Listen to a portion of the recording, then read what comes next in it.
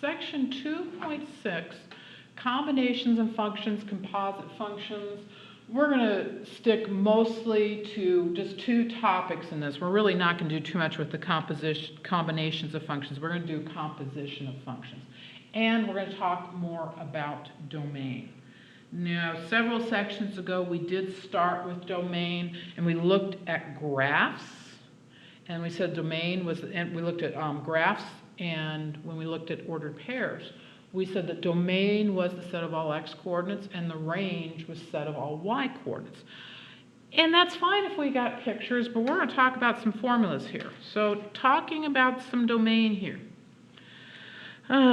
Recall the domain is the set of all x coordinates. We already said that. However, when you express in function notation f of x equal the square root of x minus 10, for example, saying the domain is set of all x coordinates is a little confusing when I'm not looking at a graph. When I'm looking at something in function notation, when I'm looking at something that has a rule or a formula saying the set of all x coordinates, though true, not particularly helpful. So another way to think of domain is right here, that the domain of a function is the set of all x values that when substituted into the function will yield a real number result. And we are dealing with only real numbers. Anytime we're talking about things that are graphical or functions, we're only going to do real numbers. So forget for now that you know the square root of -1 is I. For now, we can't deal with the square roots of negatives. So the domain of a function is a set of all x values that when substituted into the function will yield a real number result. Okay, so I said this was going to, that saying the x coordinates was confusing. I don't think this necessarily clears it up too much until we do this little next example. So here I have f of x equals x plus 2 over x minus 3. Find f of 3. So we know how to do that. We just plug that 3 in there. And we get 5 over 0. And then you remember that division by 0 is undefined. And remember, if you can't remember, just ask your calculator. 5 divided by 0. It gets all angry at us. Error, divide by 0. It's undefined. It's not a real number. And that's what we have down here. Thus, f of 3 is undefined, so when 3 was substituted in f of x, a real number did not result. So x equals 3 is not in the domain. So x equals 3, not in the domain of f of x. Domain is the set of numbers that you can plug into the function and get an answer, so to speak. It's the numbers I can plug in and an answer will result. I tried to plug in 3. My calculator spit up all over me. I couldn't get an answer, not a real answer at least. And so it's not in the domain. Now that's true for every domain thing, every domain. What I just said is true for everything. Concentrating on what we're going to see in this class. We're really just going to talk about 3 issues here. Polynomials. The domain of a polynomial function is all real numbers. 2, the domain of a rational function is all real numbers except for any number that causes the denominator to become equal to 0.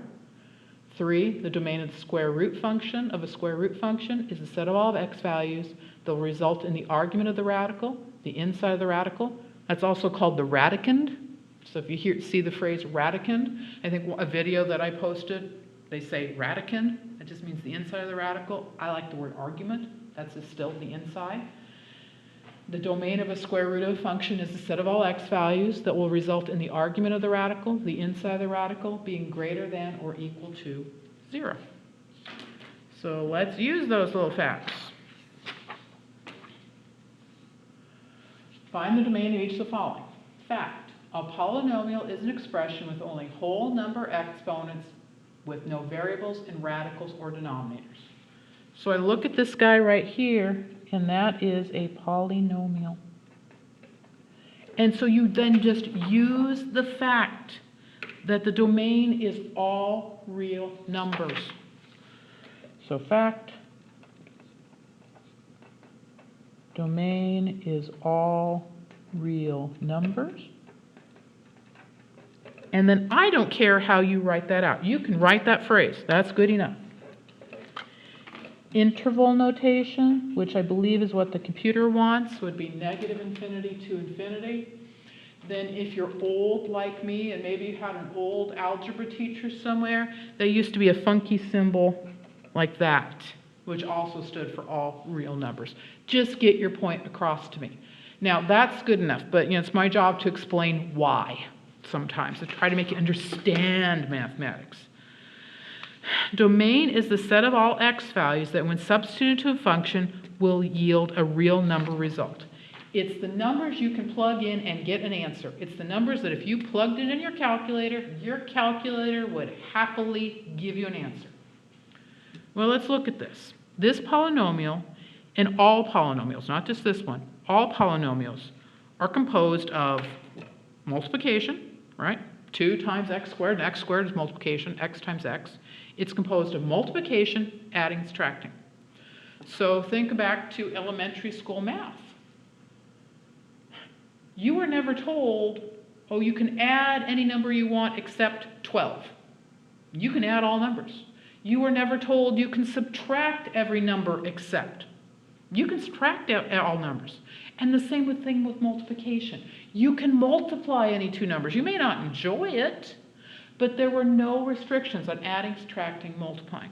And because a polynomial is just composed of adding, subtracting, and multiplying, and because you can add, subtract, multiply every single number in the whole wide world, there are no restrictions on what you can do, so the domain is all reals.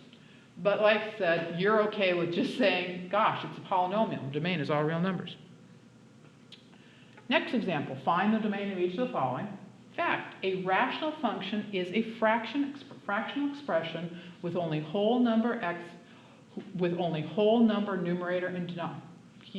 Let's start this again. Fact, a rational function is a fractional expression with only whole number, and that sentence just doesn't make sense. I'll have to update that somewhat. It's supposed to say a rational function is a fractional expression, get rid of that, whose numerator and denominator are polynomials. I don't know how long that's been that way. I haven't noticed it before, and other people haven't noticed it before. Don't think I've actually ever read it. So maybe by the time you actually download these notes, I'll fix it. Maybe I won't fix it. Yeah, but there's a little typo there. A rational function is an expression whose numerator and denominator are polynomials. Domain fact number 2, which we had over here on the first fact. All our little domain facts. Domain fact number 2. The domain of a rational function is all real numbers except for any number that causes the denominator to become equal to 0. Once something becomes a fraction, it opens up the door for division by 0, and division by 0 is bad. Division by 0 is undefined. Division by 0 will not give you an answer. And so when I have a rational function, fraction, the domain is going to be all reals except any number that causes the denominator to become 0. So the domain here will be all reals except where x squared minus 81 equals 0. And you just solve that. Whatever your favorite way is, I'm going to get the x squared alone.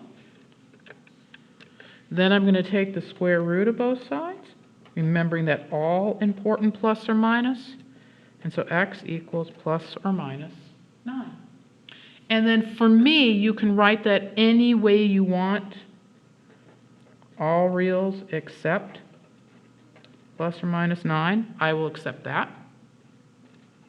Set builder notation, the set of all x, such that x does not equal plus or minus 9.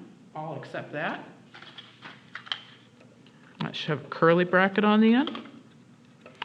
And then an interval notation, the negative infinity to negative 9 to 9, 9 to infinity, with parentheses. Remember, parentheses exclude numbers, and it says except plus or minus 9. Then you read carefully. If the computer wants interval notation, read carefully to see if they want the union symbol between them or commas.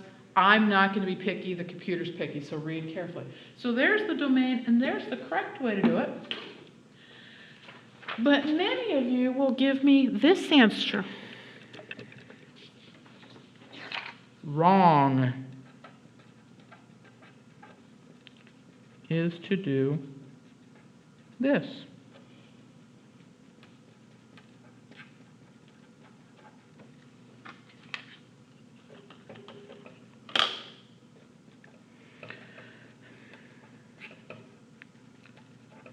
So many of you are going to note that that denominator factors really easily. Difference of squares. And then you say, okay, so those guys cancel. Cool. And so then you're going to tell me that it's the domain would be all reals except where x plus 9 equals 0.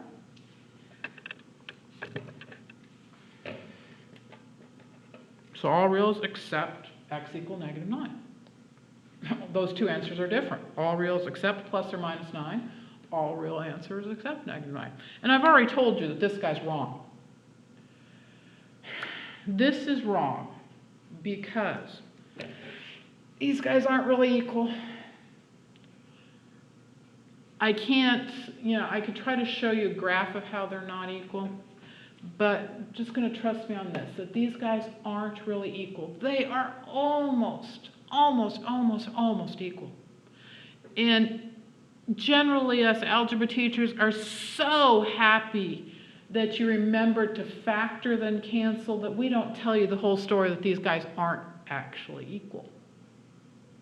They are equal for all the numbers in the world except 9. At 9, this guy right here, if I plug 9 in here, it's going to be 0 over 0. This guy's 0 over 0. I don't care that there's a 0 in the numerator. If you got a 0 in the denominator, you are undefined. So at 9, this guy's 0 over 0. It's undefined. This guy over here at 9 is 1/18. So over here, 1/18, over here, 0 over 0. Those are not equal. And so these guys aren't really equal. They are almost equal except for the number 9. They are almost equal except for their domains. These two have different domains. And so whenever you are finding domain, you cannot do this factor and cancel thing. Domain is always about the form the problem is already in. Now you can do things like if for some reason it says 2 plus 3 in the problem, you can say 2 plus 3 is 5. But you can't do canceling. Because when you cancel, what you're doing is you're changing the domain. So when it is a domain issue, do not cancel anything out. Work with the function as given. And we're going to end this video.